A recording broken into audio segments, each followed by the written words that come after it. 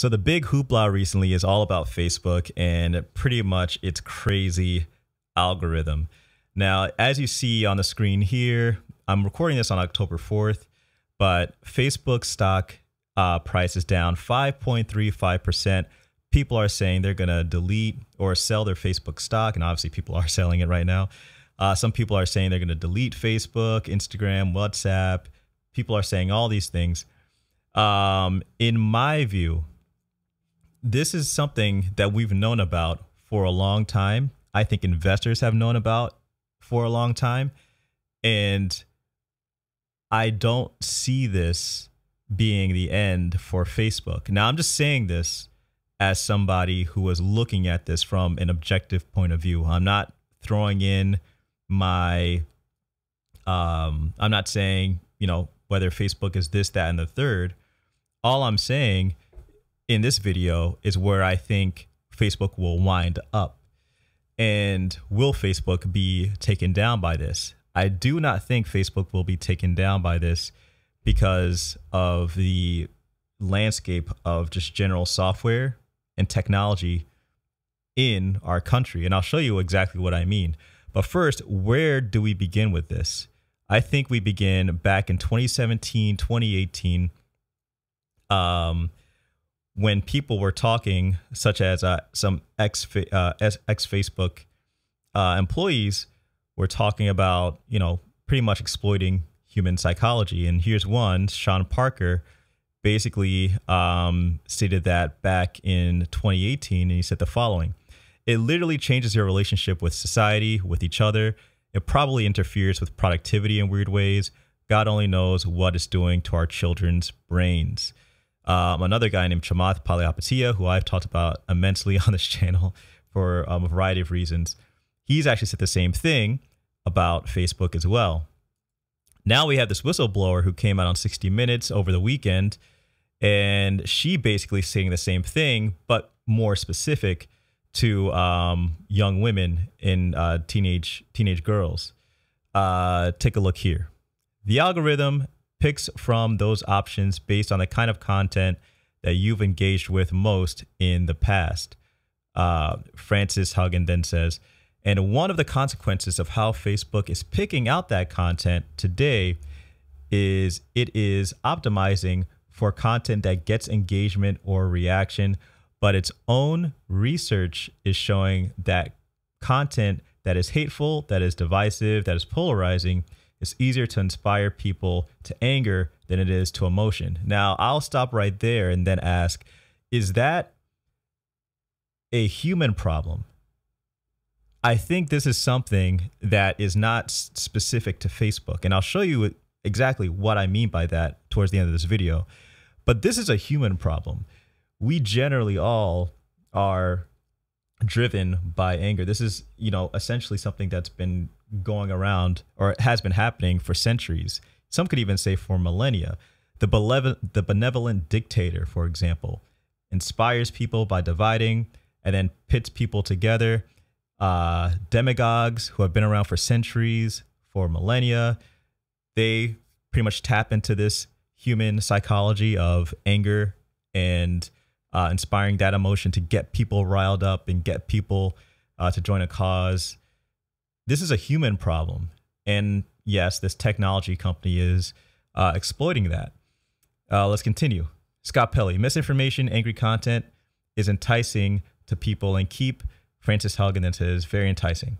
Scott Pelley then says, keeps them on the platform. And then she says, yes, Facebook has realized that if they change the algorithm to be safer, now here's the most important part, guys, people will spend less time on the website, they'll click on less ads, they'll make less money. Now, guys, I should let you know, one of my main skill set or source of income is marketing. I do marketing for my job. Now, the thing is, I use Facebook ads to do that, Instagram ads to do that. And she is spot on when she says this, because if less people interact with this website and less people are engaged with Facebook, that audience will be less, you could say, the efficacy of choosing an audience based on certain behaviors or interests will become less accurate. So when an advertiser targets that audience, they may notice that they have a higher ad cost. And then that advertiser has to make a decision. Do I continue using Facebook, or do I look around the landscape and say, maybe LinkedIn advertising is better, or maybe Twitter advertising is better, or maybe it's just better for me to do print, good old print advertising. This is the thing that Facebook is juggling right now. And I think Facebook right now is looking in different ways to kind of expand their product line. They're getting more into physical products as opposed to just software to possibly, divide up their pie a little bit. And maybe that might be one way for them to kind of scale back on their advertising revenue. But that's their golden goose. And because of that, I don't really see them changing their algorithm. And because it's a public company, their first the person there, or the people they're most beholden to, are shareholders. So for shareholders, they want to see the bottom line increase. So if Facebook does the opposite, shareholders will pretty much sell. So basically, they'll shoot themselves in the foot in multiple ways if they were to do this. Again, I am not coming to Facebook's defense. I'm not coming to praise Facebook. I'm just telling you the objectivity here. Now, again, I mentioned that Facebook isn't the only tech company that has to deal with this. Pretty much software companies, social media companies all over have to deal with this. Social media apps are deliberately addictive to users. Check this out here. It's as if they're taking behavioral cocaine and just sprinkling it all over your interface. And that's the thing that keeps you coming back and back and back, said former Mozilla and Jawbone employee Asa Raskin. Behind every screen on your phone, there are generally, actually, let me scroll down. Generally, like literally 1,000 engineers that have worked on this thing to try to make it maximally addicting, he added.